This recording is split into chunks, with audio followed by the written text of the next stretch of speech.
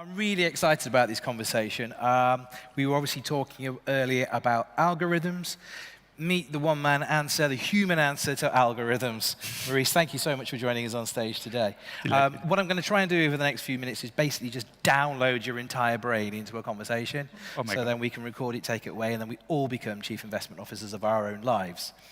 I want to start with, we're having incredible buzz about the conversation earlier around Bitcoin, and we've also seen that be the story of the week, and indeed Eddie claiming credit for moving the price of Bitcoin in this very session.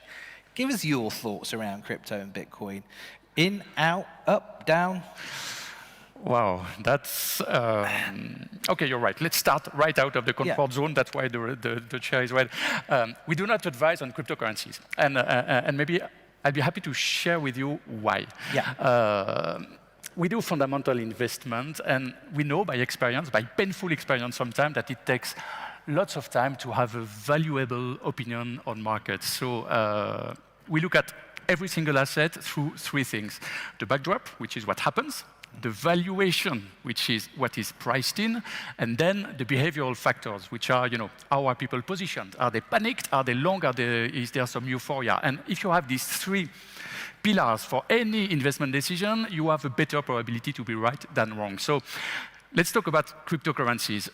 Backdrop, no doubt, the technology is fantastic. No question. The blockchain is fabulous. It gives, the cryptographic proof instead of trust. We need that. We have central banks printing money. We need something, no question. Valuation, I'll come back to it. Behavioral factors, it's red hot. It's like my chair. You see this speculation. You have 20% move in a week. That's very dangerous. So in the middle, valuation. How do you put a price tag on the value we see? We see value. It's about finding a price. Let's take Bitcoin, you said. First way to look at it, fundamentally, you say, OK, it's like a commodity, supply and demand. And one of the distinguished speakers said, very rightly so, limited supply, rising demand, so prices go up.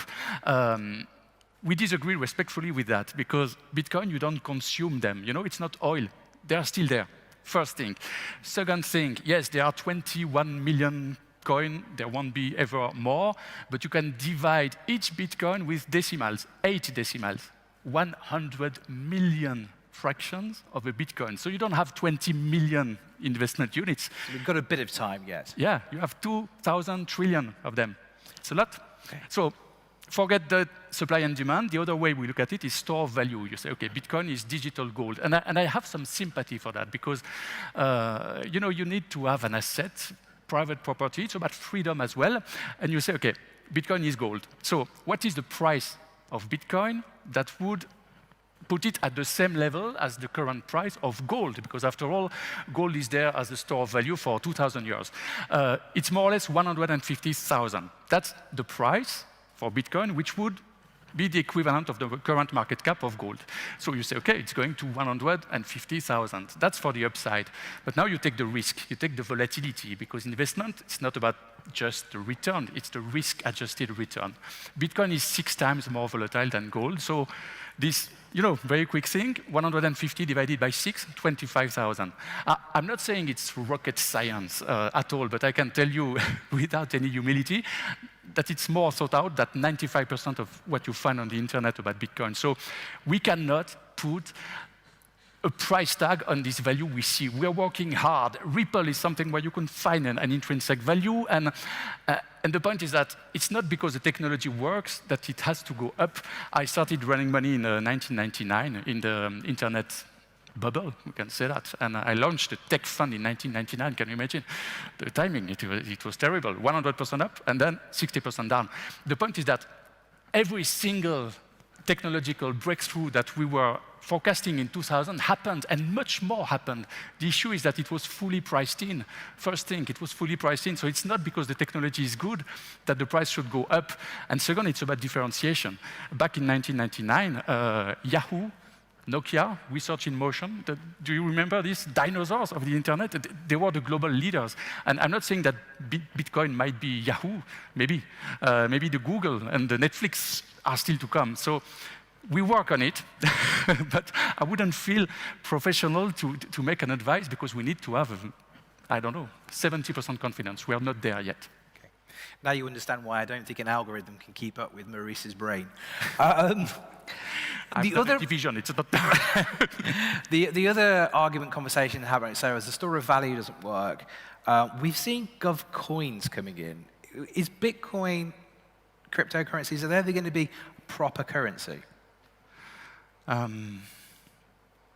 I wish they were, yes. I wish they were. But to be a currency, you need to have some kind of stability, and stability against what? Because if you're pegged against the US dollar, then you are the US dollar at the end of the day, and you can be regulated. And we know that with lots of examples, that dealing in US dollar comes with strings attached. Yeah. And I wish it was, and I'm quite sure it will, actually, because with all the central banks printing, actually what makes the value of a currency is the trust at the end of the day. You know, we're not, the gold standard is long gone, so you trust in the Fed, you trust in the dollar, but who knows, even very solid countries.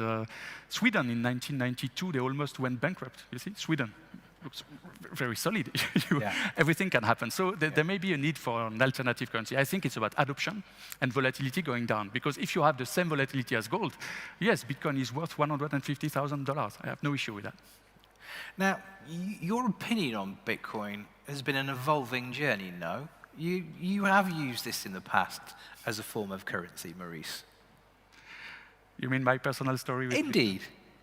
Sorry? Indeed. Your personal story about your journey where you began with cryptocurrency. Yeah. Yeah, it's a painful, you know, in investment you do mistakes, and I used to own Bitcoins back in 2010. It was worth, I will remember all my life, 38 Swiss francs, so $38. And there was a place, I was in Geneva, Switzerland, and then there was a place where you could pay your coffee, your morning coffee with Bitcoins. And it was so cool that I did that. I think I spent 50 Bitcoins in coffee. On coffee? Yeah, I'm sorry, but well, I'm sorry for myself. I mean, A, you've got to admire the honesty, and B, you know, experience and wisdom is really built upon learning lessons as we go. Yeah, I would be rich now, but I'm sorry. Was it good coffee, at least? Not even. Not And if anyone wants to know where Elon Musk, the coffee shop owner, is these days. Okay, let's step away from Bitcoin and cryptocurrency just for a second. If we just take a bit of helicopter view of where we are right now. In February 2020, you were warning of a single-digit growth year. This is February 2020, and coronavirus was kind of low down in the drivers then, but you were already being conservative. So give us your helicopter view of where we are now in 2021.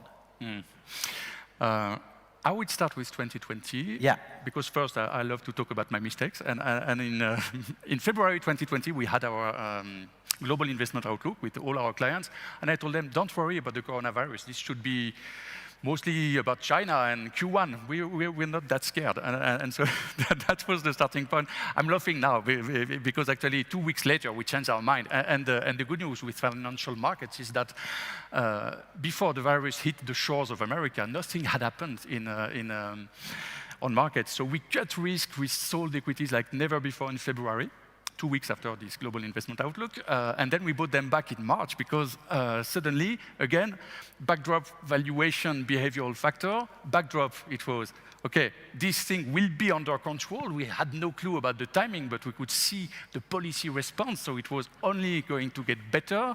Valuation, it was dirt cheap in March, really, really cheap. And behavioral factor, everyone was panicked. So we bought. And so many people say, okay, markets have been disconnected from the reality in 2020, but the point of market is not to be connected with the present, it's to be connected with the future. And in 2020, they were connected with the future, which is 2021, a recovery with massive, massive policy support, both on the monetary side and on the fiscal side, because at the end, and again, these behavioral factors have changed. Sorry, I'm interrupting myself because I'm French and it's a bit of disorder in my head. Saves me interrupting. Okay. So I told you, last year, market participants were panicked. And this gave us confidence. You could buy every dip. When people are not invested, you can buy the dip. They are not ready for the good news. We didn't know for the timing of the good news, but Q4, you have the vaccines. Fabulous, 1 year, the vaccines. And then you have Joe Biden saying, don't worry, I will spend $1 trillion. So markets were not ready. So we had this rally. Now, 2021, we are in the future of 2020. The backdrop, one of the fastest economic growth in 25 years globally. It's really booming. It's surging. The US will be double-digit annualized this quarter and the next one, maybe 6% for the world. Didn't happen for long. Monetary stimulus, full scale. Yes, we will have tapering at some point, but that's where we are. So the backdrop is very good. Valuation. Valuation, it's expensive, no doubt. Equity multiples are expensive in absolute, like 96th percentile, expensive compared to history. That's scary. However, what do you get from other asset classes? Cash, nothing, zero, yielding nothing. Yeah. Government bonds, 1.6%. Corporate bonds, quality corporate bonds, nothing. Bonds are for us. Safe bonds, they are return-free risk. So at the end of the day, where do you get the return? In stocks. So they are expensive. They will become a bit more expensive. That's our stance. So we are quite constructive about that. Now the last pillar, behavioral factors. Sorry, I'm always in these three things. It has changed a lot. Last year, people were panicked. This year, there is a consensual optimism. People are long, and you see some excesses. I'm not saying in cryptocurrency it might be a bit different, but SPAC, I'm sorry, it's a degenerated finance for me. Again, it's just my judgment, but you can't do a blank check company to put an IPO. You see segments of the market which are too hot, so it means fundamentals are there, it's constructive, you have this growth, and each time in history, that you have had kind of a battle between strong growth and high valuation, the growth wins. That's the most powerful driver. So we are confident. However, with this positioning, it means volatility. So that's why we are overweight stocks, underweight bonds, but we keep cash. Cash, it yields nothing, it's boring, like one of your other speakers said. It's true, but it gives you flexibility. So we expect to put cash at work when we'll see opportunities. I still can't get over the fact that people think cash is boring. I'd like some. It's a question that was asked at the last AB Money Forum, and it's a question that we keep getting asked. Do you see the bull run continuing? What do you think is going to shape the markets this year? What shocks are you pricing in? You know, obviously 2020 we had a massive shock. What shocks are you pricing in already this year, or where do you see the opportunities? Well, there are two fundamental drivers in the current situation, again, which are potential game changers against a consensual scenario of huge growth. These are virus control and the Fed. I mean, sorry, the US leads the world, but the Fed reducing their support. About virus control, the good news is that things are getting so much better in the West. The US, it's amazing. You have like 50% of the people getting one dose of vaccine. The UK is amazing. I'm not talking about the UAE. We live in the best place in the world. That's just amazing. But the West is catching up, and rollouts are getting better in Europe. In Asia, I personally believe that we may have seen the worst, and I really hope for India. So I think this is pretty much going in the right direction. Now you have the Fed, and of course, this massive monetary stimulus will have to come to an end.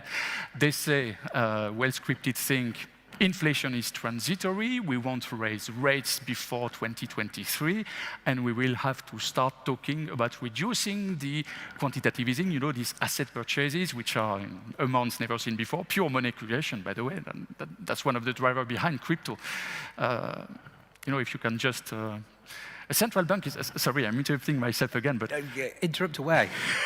A central bank is an amazing animal. You can create money, can you believe that? What would you do if you had a printing machine?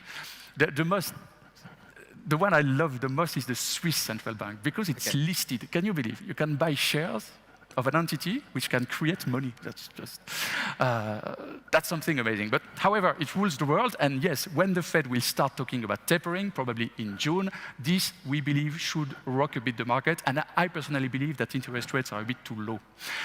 They have risen, then they were down in the last 2 months, the 10-year at 1.6, it's not consistent with the growth we're in. So my ideal scenario, which will probably not work because you know it's just to have guidelines, will be from the June meeting and the summer a bit of tension on interest rates, which would drive everything down because equities and bonds go in the same direction when the equity driver is at the end.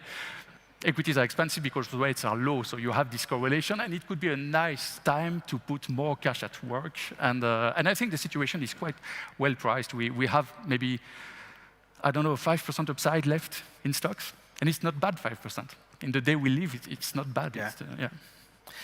Again, a reminder to the audience, you're not going to get an opportunity to learn this again. So if you've got questions for Maurice, Eddie gave his number out. You've got that barcode, the QR code. Scan it and send me some questions. I'll be looking forward to putting them to Maurice. If we look backwards again, Maurice, what were the major investment themes that were popular in the last 12 months? ESG, we're hearing a lot about that, and you were talking there about climate change. Disruptive technologies. Which ones were the big themes of 2020, and which do you think will prevail in 2021? Great question. First, ESG is mainstream. You know, we do wealth management, so we are a bit conservative. We take care of your money. Well, hopefully your money. You can open accounts. My colleagues are here to do that. We take care of money on a kind of a transgenerational view, which means that you have quality criteria. We are a bit sad in a way, you know. We will invest in high-quality companies, and if you generate your returns by harming the environment or exploiting your stakeholders, your employees, and if your products are harmful to the entire world, you should not be part of wealth management. So ESG is really mainstream. It doesn't mean that we are late in formalizing our ESG policy, to tell you everything. We work hard on that, but when we look at what we recommend, we screen it from ESG criteria. It's fine, because we've always done that. When you do wealth management, you do that. So ESG is absolutely mainstream, and ESG doesn't mean just environment and renewable energy, like many people think. I mean, the most material criteria for risk-adjusted performance is governance. It's as simple as that. And the social aspects are getting more and more important. So it's everywhere. It's holistic. Disruptive technology, of course, and you know, the tech sector is under pressure in terms of stocks, because it's technically speaking, long duration aspect. When you invest in a tech company, you discount the cash flows of the future on a long period. So you discount that with the interest rates. So it means that it is sensitive to interest rates, and when interest rates rise, tech sector is a bit beaten. On the other hand, behavioral factors, everyone is in tech for 10 years. Everyone is in tech. No one is in industrial tech, which is more short cycle, you know, more sensitive to what happens in the short term. So you see this rotation, but please don't sell your tech names because we believe in that. Technology and healthcare, they have two beautiful characteristics. They create their own demand through innovation. So there's no question. Sorry, I'm too long, huh? No, absolutely not. A question someone just WhatsApped into me, talking about fixed income, corporate bonds, bond rates. They say steadily rising in the US. Do you see that trend continuing? And if so, what's the impact on the local economy? Again, I say the question's far more smarter than the person reading them out. For interest rates, well, again, investment, it's all about your time horizon. On the short term, we think they're a bit too low because there are some inflation pressures. You can see that globally, and in the US, which is what matters the most, you have inflation pressure for two reasons. First, there are supply chain bottlenecks, and especially in semiconductor and whatever. So if you want your stuff, you have to pay more. So it's as simple as that. This is transitory, because when the virus control will be there, supply chain will be smooth again. So we have no issue. Second reason, services. Services, we have a base effect, because, of course, in services, when a hotel is empty, you can negotiate the prices down. It's very different from other sectors, and now hotels are getting more full, so you have inflation there. Given this backdrop, we think that interest rates are a bit too low. We may see 2% on the US 10-year in the coming months. That's what we think, and at 2% we would buy, by the way, even if it looks low in absolute. We think that it's something. Then the long-term picture, is inflation here to stay? So yes, we print trillions of money out of thin air, you know. The age of magic money. Yeah, that's how we titled our global investment outlook, investing in the age of magic money, exactly. So you print trillions of dollars out of thin air, and you say, okay, so prices should go up. That's true, that's the risk, but on the other hand, if you look at drivers of inflation, demography, people get older, they need less things. It hasn't changed. Technology, it hasn't changed. If anything, the adoption has gone through the roof because of the COVID. Globalization, yes, it's a bit more fragmented, maybe China, US, but still it doesn't stop. So I think there was no inflation when the US unemployment was at 3%, at 6%. I see no reason to see sustained inflation. I really see no reason. And Japan is the country where they all started this magic money. Japan debt to GDP ratio, it hit 100% in 2000. And then 200%. And people are saying, okay, Japan will go bankrupt. They didn't go bankrupt because every month, with the Japanese discipline, the central bank creates Japanese yen and buys all the bonds that the government has to issue. And at the end, have we seen hyperinflation in Japan? No, nothing. Deflation. Have we seen the yen collapsing? Not at all. And unemployment is at 3%. So that's probably where we go. Nobody can afford, sorry, I could speak about this for hours, but nobody can afford higher interest rates. The US debt to GDP will be 120%. If you pay 5% on that, you have to raise 5% taxes on the economy. Can you imagine that? If you put 5% interest rates on France, you're bankrupt. It's gone. And who is the head of Treasury in the US? Janet Yellen, arguably the former most dovish central bank governor ever. Who is asked to form a government in Italy? Mario Draghi, the guy who was running the central bank. It's married. It's the modern monetary theory. I think monetary support and fiscal support are one thing, which is the reason to look at cryptocurrency. Okay. Sorry. So, cryptocurrency. No, I think we've been there. For the audience in the room, and I just, we kind of came in as one of the first questions asked in panel one was, are you seeing that increased appetite for people to take control of their financial future? Are you seeing through the lens of Emirates NBD even, just increased appetite for investing and investment at all levels? Yes, definitely. Definitely, yes. First, by the way, this event was excellent. I really enjoyed the previous session. I agree with all these things. You need to have an emergency fund and you need to save money as soon as possible. And I know I sound like an Indian mum, but buy a home as soon as you can. It's the best thing you can do. People are, yes, definitely, we can see some traction in the wealth management. We are a local bank. We are Dubai's best bank, the world's best bank, I think. You're on stage, you can say but we are a local bank. And we know that here, with a high proportion of expatriates, many people, they save money. Well, many people, they just spend money, and others, they save money elsewhere. But now what has changed, probably with COVID, is the fact that I'm not saying that every single expat came here for a defined time to say, hey, I'm going to grab petrodollars and leave. But for sure, we all see the UAE as a place where we could live for very long. And people are projecting themselves a bit more. And we have lots of things to do in the wealth management sphere because money is it's not just money, it's your future, That's why we take this. And that's changed, hasn't it? Obviously with remote working visas and with the golden visas and the retirement visas. This is, again, a place where people are looking to the future now, here. Definitely. And it's with the response to the COVID, we are here. We knew that the leadership is amazing, and frankly, I'm saying that very frankly. But now the entire world knows.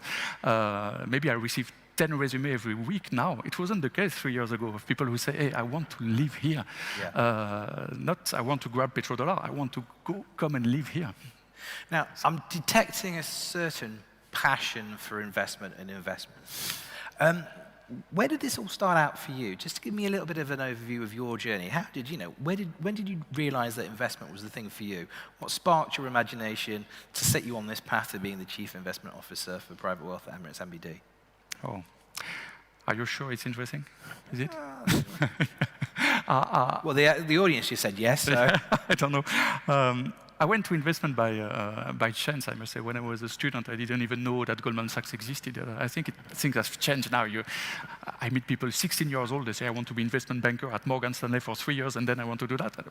I'm fascinated by that. But I started in an asset management company in France. It was what became Natixis Asset Management, a very big company. I was doing marketing, I was designing funds.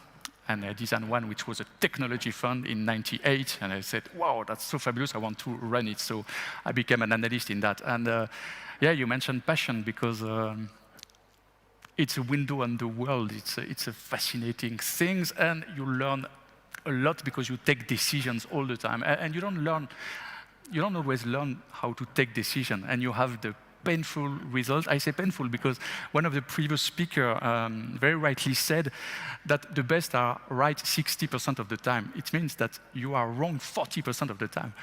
What a fabulous job. Imagine a hairdresser who is wrong 40% of the time. You would get a dentist, you know? You would get out of business quite quickly.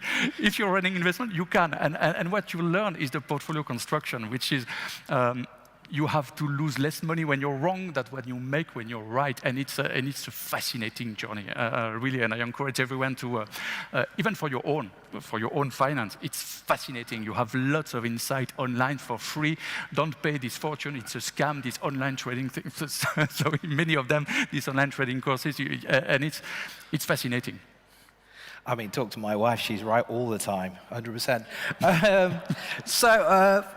If you could go back and talk to young Maurice, what would the CIO tell young Maurice? What lessons have you learned on the way? Oh, from an investment perspective or from a career perspective? Or?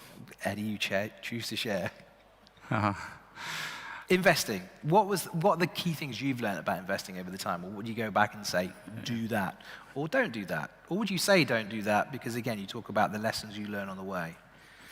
Well, it's a bit boring, and it has been said, but it's true. It's about patience. It's all about time at the end of the day, because you can be very wrong on the short-term horizon and very right on the long-term horizon, and you have to be patient. That's what I would say to my younger self, because I was very impatient. And the beauty is that having a long-term view doesn't mean that you sleep on your money. That's something important, because there was a kind of an opposition between short-term trading and long-term investing. And I think that they are compatible as soon as you have a structure in your portfolio. We call that strategic asset allocation, but you know more or less how it should be. And then you can react, you can adjust it through tactical moves, which have to be at the margin, because if you put everything on one thing on the short term, it doesn't work. For me, day trading is gambling. Again, it's just my opinion. Maybe I'm wrong on that, but if you have a structure on your portfolio, you have, I don't know, 35% equities, and equities go down 10%, you do a bit your research, you feel like it's a bit excessive, go to 38%. And this could add 1% a year, this kind of thing, this tactical asset allocation. And that's what we do, you know. Our portfolio, they have 3 layers. Strategic, that is the core structure of your portfolio given your objectives.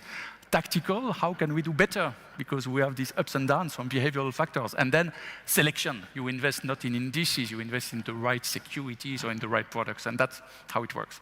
That was not your question, but I'm sorry. We'll take the answer. All right, so if you could write a book on investing, what would it be called, and what would be the first chapter about? I heard Bitcoin. Yeah, I think it would be about mistakes, not being afraid of mistakes. You know, the only thing you regret, I think, in life are the one you don't do. It's not the mistakes you do. It's my stance, and it's about owning your mistakes, because we know it's about time, really, and a horizon, and portfolio construction, which means diversification. But you only learn on the go. It's about decision, and it would be about owning mistakes, and I don't think I would sell any book with such a boring title. I have to think a bit about it. I don't know, I think there might be a few purchases in the audience today. But let's stay with that for a second. And you know, if you want to talk about, you know, financial advisors who are honest and you could trust, Maurice, you're definitely honest. You talked about coffee and Bitcoin. Any other learning curves along the way? You talked about the technology fund. How did that work out? Oh, yeah. OK, you want to explore my painful past? So yes, I was an analyst in technology, media, and telecom in 1999, and we launched a fund, and it went up 100% in 6 months or something like that. And then everyone wanted to invest in it, and then it was February 2000, and everything went down. And the lesson learned is really that's from that I designed this process about backdrop, valuation, and behavioral factors. You know, the first two are fundamentals, what happens and what is priced in, and you have to find differences to have a fundamental investment decision. But at the end of the day, flows, buyers and sellers, they make the short-term price, so it helps you to do the short-term. So this fund, to tell you everything, yeah, we launched it. It was called in French, but new economy. That was the paradigm at this time. It went up, then it went down 60% when everyone had entered. And then I had to tour all the investors and to explain them why we were wrong, why it was down, and what we were doing. And this was really fundamental to meet investors. But it sounds to me, and I love that, like, own your mistakes. That must have taught you so much, that experience. I mean, there's a lot of people, and I talk about, investors, and also talk about people who set up their own businesses. I mean, I'm in awe of these people. I'm in awe of investors, people that choose to do rather than sit on the sidelines. Is that something you look at as well? People that literally, and yourself, you made the decision to try, and then you learn on the road, and it might be good or it might be bad, but then you assimilate that knowledge that you accumulate on that, but don't be afraid to try. Is that an important lesson? Yeah, and the point is that we don't play with people's money, because all of that is in a framework where, again, you have to lose less money when you're wrong than what you get when you're right. What it taught me, this typically, again, I will always remember this. Yahoo, Nokia. Nokia used to be the Apple of the time, and it means that you have to question everything. Who remembers Nokia? Who remembers? Yeah, somebody remembers Nokia. But at some point, it was the largest company in the world. What they were spending in research and development was like 10 times all the others combined. You could feel, how could this company fail? And technology is about disruption, and it's good to think about it when we see these trillion-dollar companies now. It can happen, and you always have to be aware. And this fund at the end, we didn't close it, and it recovered. It just took 6 years, but it recovered. Okay. And then people were up. So time in the market. Time in the market. Selection, time, and valuation, definitely valuation.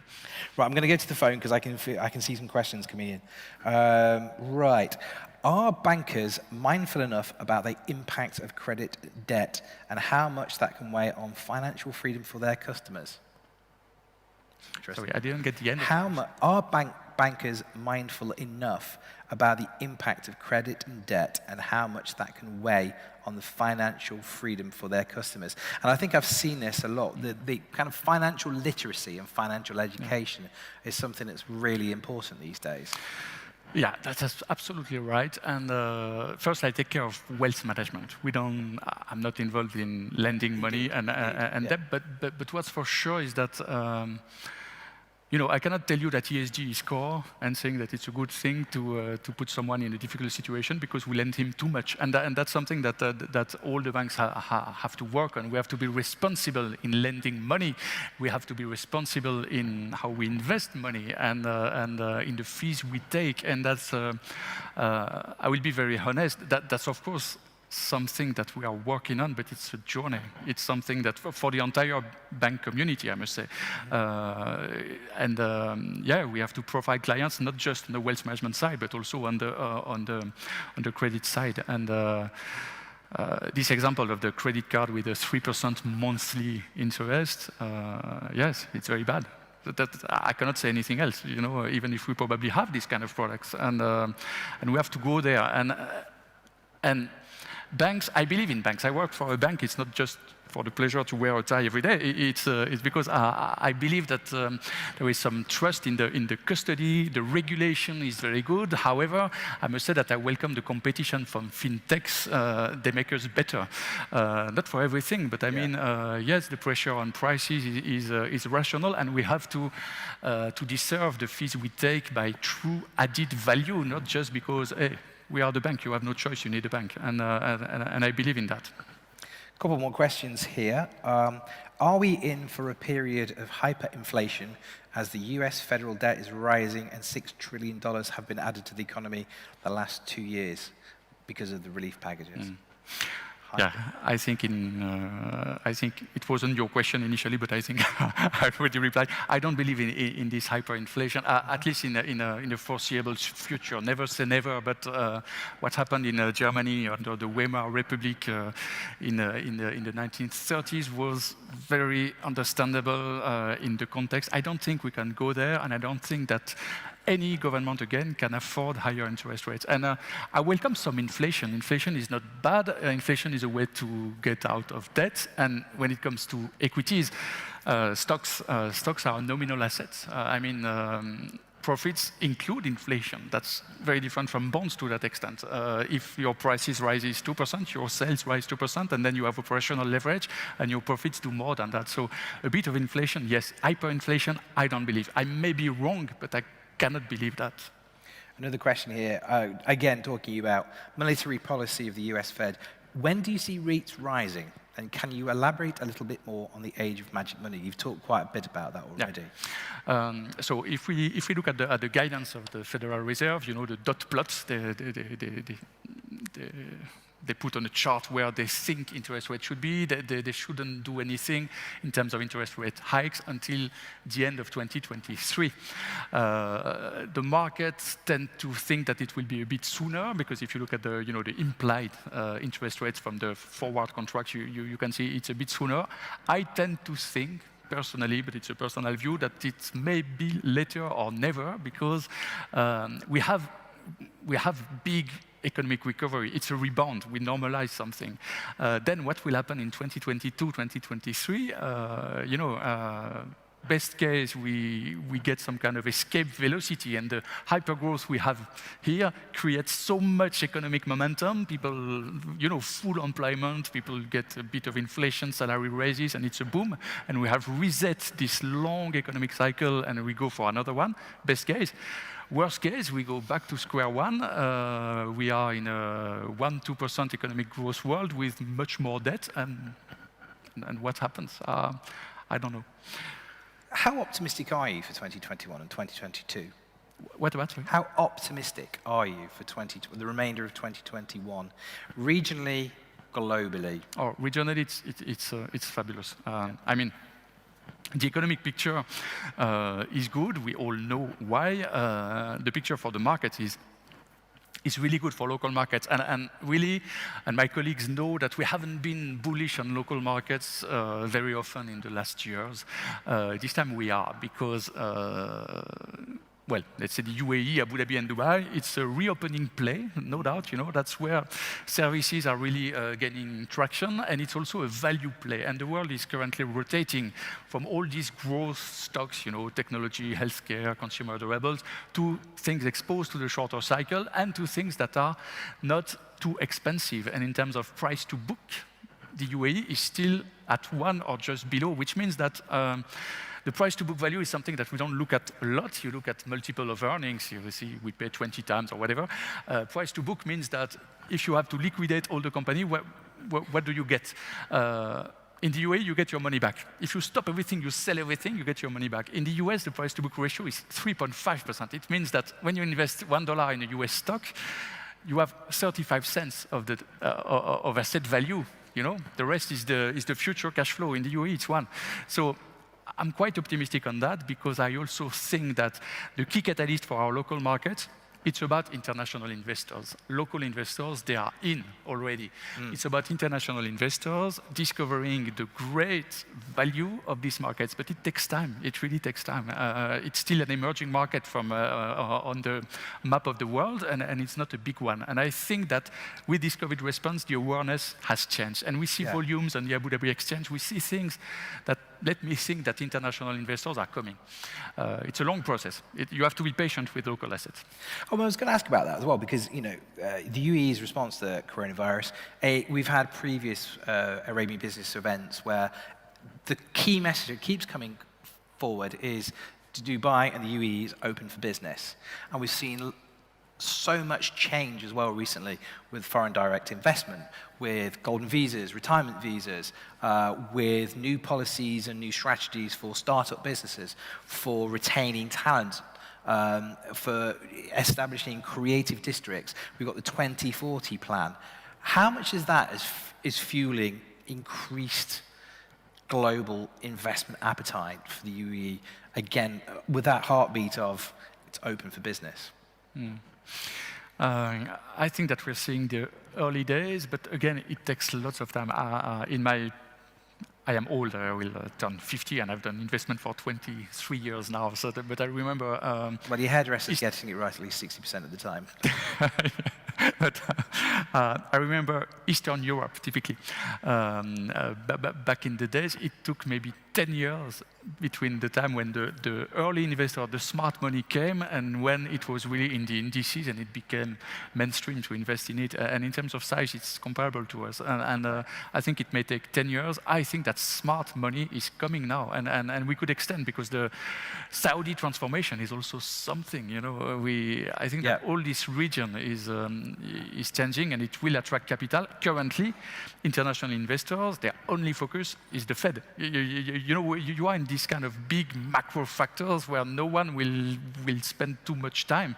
They look at value play, reopening play. Yeah, let's put a bit of money in the UAE. It works. I'm not sure this money will stay, but then when we go back into normalization of these big macro factors, and we'll see that the growth is east and here, because it's between the West and the East, I think that we'll discover. So be patient with local assets. Don't sell them. Don't sell them. Don't trade them, because you never know. Liquidity is low. If the smart guy from, I don't know, Fidelity, who puts 200 million in Abu Dhabi, if he wants to get out next month, you will be down 20%. That's how it is. But still be patient, because the future is bright. Back to some questions. What are the financial considerations long-term UAE residents need to factor in if they want to retire here versus home or their previous countries? Is there a Dubai premium with healthcare, etc.? What do you invest in your clients when they're looking? So they go, right, private wealth. I want to settle here in the UAE. What are the factors you advise the clients on? We always advise based on investment horizon. You know, that's as simple as that. Whether you have, I told you briefly about our strategic asset allocation. You know, the bedrock of a portfolio.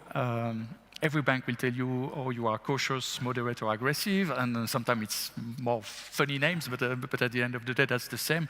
For us, it's capital preservation of 3, 5, 7 years. And if you want to retire, it's probably about generating income. Income is getting very scarce, and one of the things that I would say really worries me is the fact that expected returns looking forward are much lower than in the previous decade. You know, you used to be able to make 7% out of your portfolio on a reasonable 5-year horizon. These days are gone. It's over. 4% is the new 7%, and you take risk for that. And we have to be very clear with our clients. And anyone who is promising you a 10% return without too much risk on over 1 year, it's a scam, probably. I mean, you've talked to me previously about, short-term expectations always tend to be overvalued, long-term expectations undervalued. I mean, just sort of talk to the audience a little bit more. That kind of builds on what was been said this morning as well about the time in the market. Definitely. Well, again, it's from my experience, the sentence I like to say because it sounds good, but I think that markets always overestimate the short-term impact of something and underestimate the long-term impact. And we discussed about this internet bubble. That's typically what happened. Crypto, for me, it's also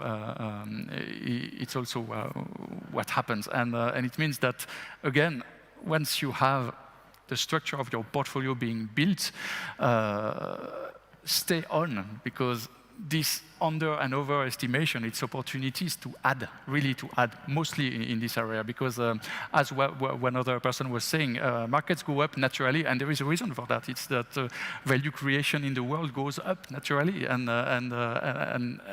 that's how it is. So the general tendency is to add to risk on weakness. That's the general thing. I'm going to get you to do my job for me. Are there any questions I haven't asked you that I should have asked you? Is there something you're dying to tell people that they just, I wish you'd ask me about that? Sorry, I didn't. Anything I haven't asked you that I should have asked you? One last question for the audience to get a bit of Maurice Gravier knowledge out there. I wish you didn't ask me about my Bitcoin fortune spent in coffee. That's something I'd like to forget.